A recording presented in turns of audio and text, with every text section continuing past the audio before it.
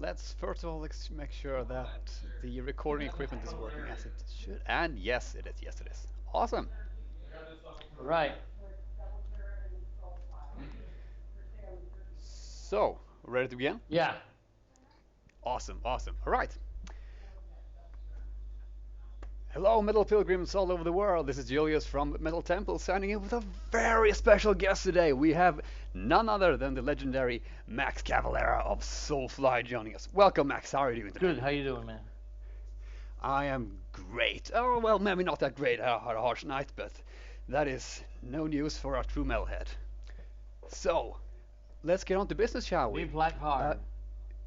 yeah, exactly. Now, you've been called the busiest man in metal a few times from various sources. Now, there's a lot of merit to this, absolutely, but I just need to, I would want to know, what do you think about that, being the busiest man in metal? Well, I don't know. I don't think too much about these titles. The people gave those. I mean, I like to work a lot. Especially since I stopped drinking and stopped doing drugs, and I became more connected to music again, and became more involved in projects, and I became very productive, and that's happened in the last 7 8 years. And the last 3 years been very very productive with the book and Killer BQ record, the Cavalera record, and now the new Soulfly record. So I'm really enjoying it. I love working. I love what I do, and I love to make the fans happy with the music, man. For me it's a treat. And I love when they dig what I'm doing. It's amazing. Oh yeah, I can absolutely imagine. I mean, I think all metalheads are, driven on some level by the love and passion for heavy metal. But like, you really take that to like a different level on it, especially these last years. Like you've been all over the place. Yeah, I need to slow down a little bit, actually. Up, up. No, never slow down. I mean, it's been great, and Archangel now comes out in August, and we're gonna tour a lot for it, and we have a big European tour right now. We have a big American tour. We come back to Europe next year.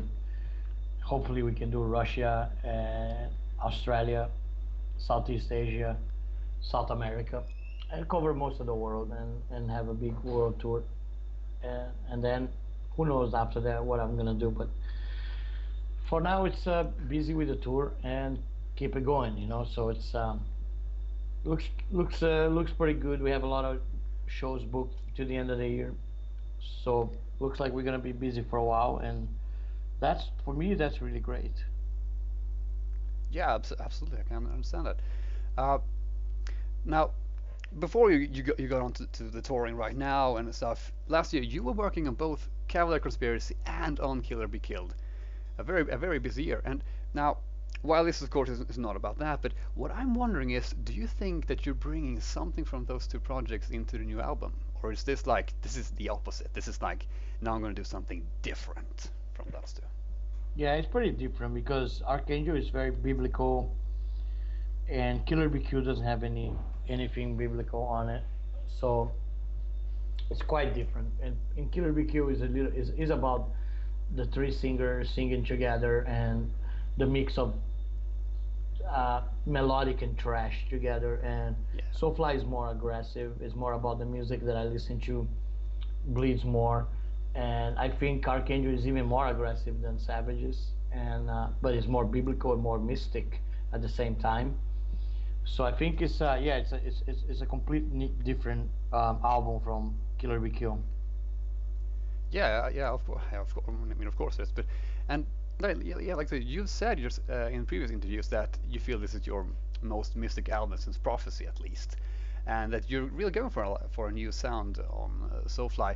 But I also read somewhere, and this made me get kind of hyped, that it might just be a little bit inspired by bands like Metalhead, which you worked with this year, and bands like Belfgor and Behemoth. Yeah, I listen to a lot of those. I like the music a lot. I'm not Yeah. too crazy about the lyrics. They're a little bit too much for me, but Yeah. but I do like the music a lot of those bands, and I think the big influence on the new record. But I listen to so much stuff. I love a lot of grindcore also, like All Pigs Must Die, Pig Destroyer, Nails, and other stuff like Code Orange, Full of Hell, um, Oathbreaker, and then a lot of death metal like Our Penance and Blood Truth, Psychroptic. Um, so my list of bands is huge that I listen to at the moment, and I love it, man. And I love being in contact with most of those bands. I have contact with most of them, and that's pretty killer too. Yeah, yeah, man, me too. Like I love all kinds of metal, so it's always so great to just find new stuff and also find collaborations. And you've also said that, of course, Archangel is going to be no exception to the Soulfly rule of bringing in some names on the album to on some of the show. Like for example, you mentioned Nails, and you have Todd Jones from that band on the track Sodomites, I think it is. Yeah, Thing, and you have Matt Young from King Parrot on Live Life Hard. I mean, I'm psyched to hear that track. It sounds awesome. But I think the what made me the most exciting was apparently you've brought on Anahid from the Iranian band Master of Persia, and I just want to know, how did you meet her, and how did you end up bringing her on the album? yeah. My wife actually met her through Facebook and knew that we saw some videos of her singing some Sepultura stuff and Cannibal Corpse, and she had this like brutal death metal voice. And we know we have a lot of fans in Iran. We have she has a lot of contacts in Iran, and a lot of Max fans are big in Iran, and so we decided to put her on the record, on a song called Mother of Dragons, which is the one that my kids sing on it to Igor and Zion and Richie. And so I think it was killer, and I think it's killer to make the bridge between uh, our metal and Middle East metal, which is really big. And I want to do more of that now in the future, uh, make the bridge bigger. And it actually kind of started with Killer BQ with a song called Forbidden Fire, which was written about Middle East metal, and continues now with this collaboration with Anahid. And I hope we can do more in the future in crossing through the Middle East metal. Yeah, absolutely. That would be awesome. I mean, if you were to even go so far as to collaborate with like Orphan Land, I would be in heaven. I would be in heaven. That would be so awesome. Let's see what If, happens, if yeah, that would be real cool. But yeah, all right. So let's talk about the one thing that we have really heard about Archangel. That is, of course, the opening track and single, "We Sold Our Souls to Metal." I mean, how? What made you decide that after all these years, on the year 2015, like this is the time to make a full-on, no bullshit, Soulfly metal anthem? it just happened, man. It's one of those things that you can't plan that. That they Yeah. just happen. And I don't even know where that idea come from. Just hit me one day, and I'm just glad they came, and it is on the record because it's such a cool song. And we started the record with that, which was another cool thing because it was very. I wanted to make a record that starts fast again, like we did back in the Sepultura days, in the Yeah. nail bomb style. And so this one does that, and the lyrics is very simple, but it's just really about the passion of metal. And I really like how it turned out. It's got the full simplicity and honesty of metal infused in one song, and I think that's the beauty of it because of the simplicity. I think that's what makes that song awesome. Is the simplicity? Is we don't try to be complicated. We don't try to be intelligent on it. We don't try to be nothing that we're not. So Yeah. it Yeah. is what it is. It is what we are, and that's love it or leave it kind of thing. Yeah, it's a piece of brutal honesty, and that's what metal is all about, and I love it for it. And it's really got this Soulfly feel to it too. Like it's not like listening to like a Manowar metal anthem. It's like no, no, no. This is a Soulfly. You can hear it like on the lyrics and the style instantly. I really dig it.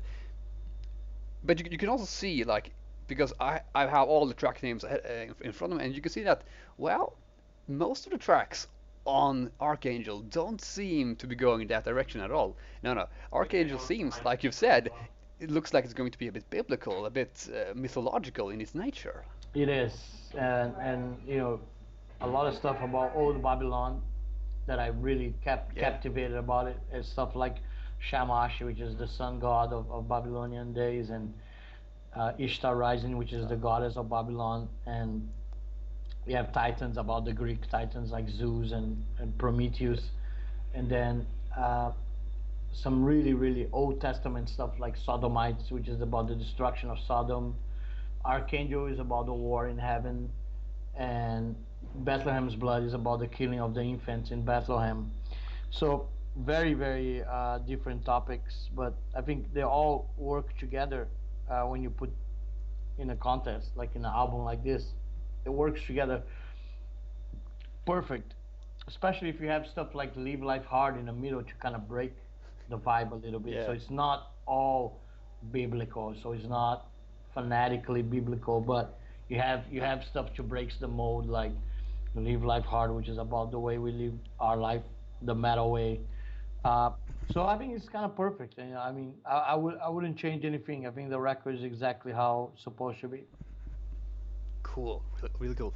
And I have one very special question about one of the tracks, which we have already named. That is Mother of Dragons. Now, when as I saw the name first, of course I thought, of course this is a Song of Ice and Fire, or Game of Thrones for those who haven't read the books and only seen the TV show. But but then I started thinking, maybe given the mythological and religious theme, is this actually a song about the Babylonian and the Greek Mother of Dragons, or is this Game of Thrones? None. It's not. None. It's actually the nickname a lot of people in the internet were calling my wife. They call her Mother of Dragons because of our kids. And so I decided to make a song for her, and it is a trash song. It's a brutal song. So instead of writing her a love song, I wrote her a trash song. Wow. Okay, that is so cool. I would have never guessed. I would never guessed. Wow. But we do we That's do watch Game of Thrones, and we love it. But it is not yeah. where it comes from. All right. Cool. I can imagine you're gonna have a lot of people fooled with that title. He's thinking, oh, here comes the Game of Thrones song, and it's no, no, it's not. Yeah. Wow, that's cool. That's really cool. All right. Now, onto another track, and this time the bonus tracks on the album. And first of all, we have uh, a rather phenomenal 10-second long cover of Napalm's Death, You Suffer. I mean, how did you manage to make a cover of a song that is 10 seconds long and in so is actually 5 times longer than the original song? Well, it became 10 seconds ago. We had the intro of my grandson saying, "Please exit the music business, punk." Yeah. We thought it was funny to have somebody saying something like that. It was like, like you have no making this kind of music. You have no reason to be in the music business. That Yeah. was the idea behind the joke. And the song itself, who the hell would cover "You Suffer," right? No, nobody, Yeah, yeah. nobody would. So I have to do it. It's a dirty job, but I have to do it. And it was Yeah. kind of punk rock idea. But my son really loved it, Zion, because he's like, he didn't want to learn a whole full song. And when I told him, no, no, it's only 2 seconds. You just got to do a beat, a blast beat. Oh, great! Then he was all for it. Wow. Yeah. Yeah, exactly like you said. I don't think anyone would have just got an idea. Yeah, let's cover that one. That It's one. it's, it's, it's just it's just retarded, right? Yeah, It's retarded. and that's what's so glorious about it. All right, and like and we would, if you watch the studio trailers, you know, all the people out there, you could see you recording this part, which was pretty funny. But you could also hear towards the end a little bit of traditional music going on. And I'm just curious, is this the 10th Soulfly track that we're hearing towards the second studio trailer at the end? Yeah, that's the guy playing the duduk, which is an Yeah. Armenian instrument. I fell in love with this instrument maybe like 15 years ago when I saw The Last Temptation of Christ, and I found out that Peter Gabriel used it on his soundtrack of the album of the movie called Passion. Then I found a guy that played called uh, Jivan Gasparian. He's the best duduk player in the world. He's an old guy from Armenia. We couldn't really get Javan, you know, so we had to Yeah. go to Armenia to do that. But we got somebody close. This the guy that plays. His name is Roman, and Matt found him in one of the Armenian neighborhoods of LA, and he came with three different duduks and play all of them on the whole track, and it's a fantastic track. I wish it would have made it to the record, but there was no really room for it because the album is so heavy and would have take away from the heaviness of the record. But I love the Soulfly 10 track. It's very mystic, very dark, and the duduk on top of it just makes it completely biblical, and it was the perfect instrumental song for us for this album. Yeah, and like I'm a huge fan of the Soulfly tracks, like all of them. I think I almost think like they're always the highlight of every album to just go in and like, okay, now we've heard all this aggression, all this fury, all this awesomeness. Now let's just go in and listen to uh, among probably the best instrumental tracks in metal, I think. Thank you, Uh, appreciate that. but like you said, like it didn't make it on the album. It's a bonus track on that. The But idea and was born out of accident. It happened on Soulfly One, and we were messing around in the studio, and the guitar player Lucio is a Brazilian kid, came up with this riff and started playing this riff, kind of a hypnotic, melodic riff. We all start jamming, and I told the producer Ross, let's move everything outside the studio, put a bunch of candles and a bunch of conga drums, and record it like a jam, like a hippie jam session, you know. So, you know, we just turn ourselves, into hippies for a moment, and do a jam session, and record it and see what happens. And he recorded, and I love it so much that I call it Soulfly, and I just decided that every record should have a moment like that on each album.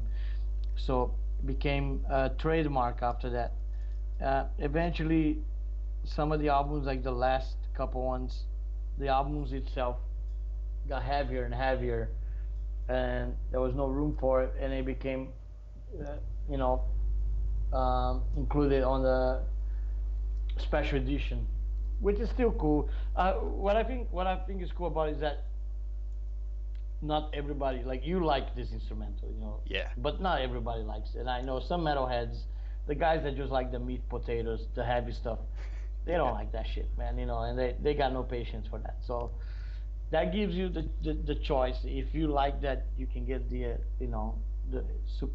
special edition copy and get the instrumental. And if you don't give a fuck about those, don't even care. Just get the regular album. yeah. Okay, yeah, okay. Actually, that makes a lot of sense. Okay, now one more question about Soulfly 10 before we move on is also on the second studio trailer.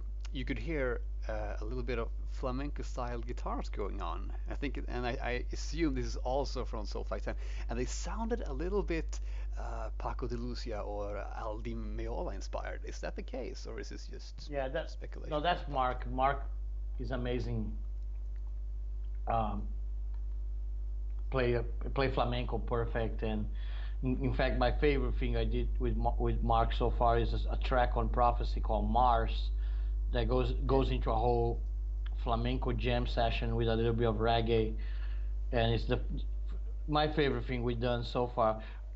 We've been trying to recreate that ever since we could never match the original. The original, it's I think it's kind of like heroin, but they say when you use heroin for the first time is the best, and you can never replace the feeling. I don't know. I never used heroin, so I couldn't tell. But I heard. I think it's a similar thing. I've been trying to get another one, but every chance that we get Mark to do a little flamenco, we give him a stool, give him the six strings, and he goes for it. And it's most of the time, brilliant stuff comes out of it. Yeah, okay, that's like really cool. Like I'm really psyched for that track. Now there is also one more bonus track on the album. It's called Acosador Nocturno. Sorry if I can't pronounce that correctly. Which, if I can trust my Google Translate, means Night Stalker. Yeah. Now, what's the story behind that track? Well, that is experimental, so because it's the same song as Deceiver. Um, we had the music done for Deceiver, and I had the vocals done for Deceiver already in English. But I was in the studio messing around with Tony, and I asked Tony, how you feel about singing this one in Portuguese and Spanish, just for fun. And we did it, and it came out cool, but it was kind of, I think I wanted just to show fans sometimes what you can do with a song, that you can have two different vocals in the same song. And the original one is on the album in English, and this one is kind of a second version that we could have actually picked and put it on the record if you wanted to. We just decided to give as a bonus song for the fans. But it's quite cool. It's in Spanish and Portuguese, and it's about Richard Ramirez, the Night Stalker that terrorized LA in the 80s. And Oh yeah. and when he was caught, they say, what are you gonna do next? And he say, I want to go to Disneyland.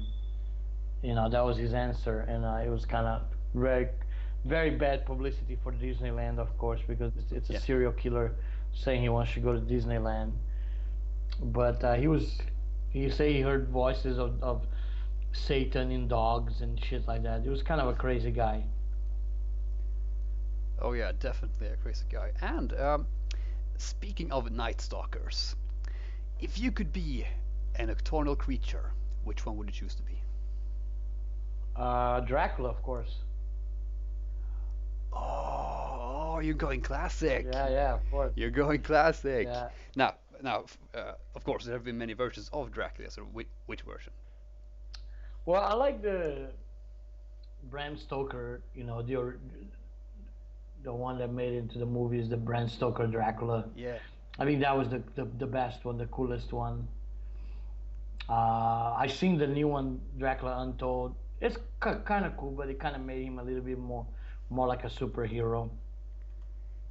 Yeah, and whoever got the idea that Dracula is a superhero, I don't know. Yeah, I don't know. Anti-hero at the very best, yeah. but So I yeah. like the Bram Stoker one. I think that was the coolest one. Yeah, I agree. I love that movie. Just phenomenally good. All right. Uh, Now, along with the regular release of Archangel, you're also going to be releasing a bonus special edition live DVD from your show at Hellfest 2014. Tell us about that. Yeah, the show was just really good, man. We had a blast, and it was about the power of music because we didn't have any effects. We didn't have any um, pyro pyrotechnics, any fire. It was just music. It was just metal. Yeah, And okay, it's a raw, it's stripped it's down just show. raw, stripped down as it can. I mean, I don't even. We did have two backdrops with the Soulfly symbol on it. That's about as as exotic as it got for us. But the French loved that show. They went crazy on every song. And when I saw the DVD back, I was like, this gotta, more people gotta watch this because, hey, Hellfest is a great festival that I wish more people can go there and can see it, experience, because it's a hell of a festival, and was uh, one of our best performance we ever had. So all that Wow. made me the decision to put the DVD. So we asked the Hellfest people if we could use the DVD, and they gave it, they licensed to us, and is every fan in the world now have a chance to have a little peek on the Hellfest Soulfly appearance. Right. Cool. Well, when you're saying that's one of your best performances ever, that makes you like, okay, wow, it must have really been good then. Cool. Kind of excited to see that, honestly. Yeah. And yeah, like I would really love to go to Hellfest sometime. Like I'm a Wacken dweller normally, so it's you gotta fix those finances, make sure that okay, Hellfest that's just along with Wacken because a little bit too expensive, but I would really want to go sometime. Yeah, so we figure, the people that can go, they at least get to see the DVD. And Yeah. it was something that Nuclear Blast worked for it, and they got the license, they got the rights for it, and I was like, why not? It's a great show. It shows a band playing great, and it shows the power of music. So I'm all for it. So it was like that was a no-brainer to use that DVD. It was like, you know, yeah, it was meant to be. It was meant to be part of the bonus of the album. So it was pretty killer. Sweet. All right.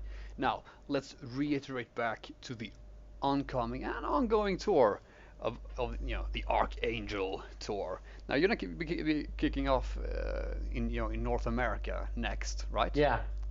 Yeah, along with Soilwork, Decapitated, and the newcomers Shattered Sun. Yeah.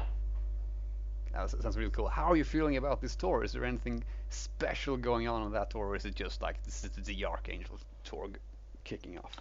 Well, we're hoping we get to have a little stage set up. We're trying to. I wanted the stage to look a little bit like a Russian Eastern Orthodox church. The inside of it. That's at least Yeah. that's my idea. I hope we can make it. I don't know. We gotta talk to the art people that makes the backdrops. See if they can do something that is quite similar to that. If they can pull it off, then it will be amazing. And as far as the tour itself, those bands are great. I just saw Decapitated in Spain.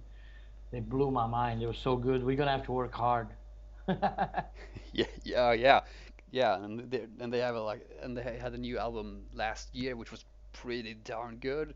Some people had a bit of thing about it, but I really liked it, and it was really decapitated.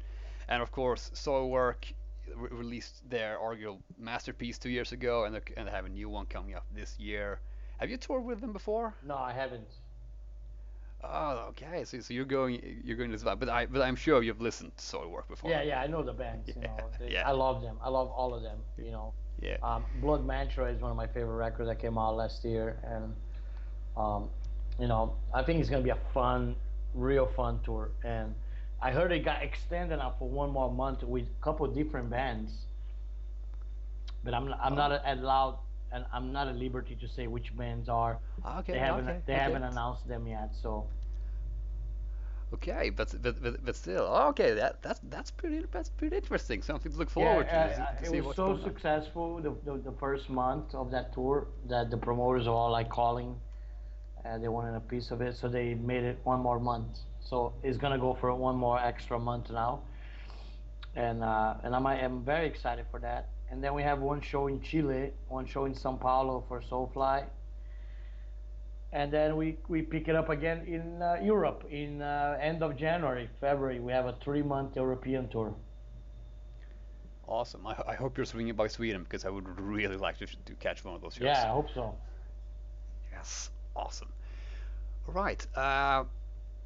Now in these upcoming tours, uh, is there anything special that you would like to do? Beyond like the Russian Orthodox Church backdrop. Is there like any place that we're like, oh, if we could just play there or play this there or do something like, what would it be? Well, we would love to play more exotic places, Iran, or I mean, I know that's kind of difficult right now, especially Afghanistan, Yeah, yeah. that part of the world. There's not many concerts going on right now, but I would love to expand the metal into those regions. Maybe India.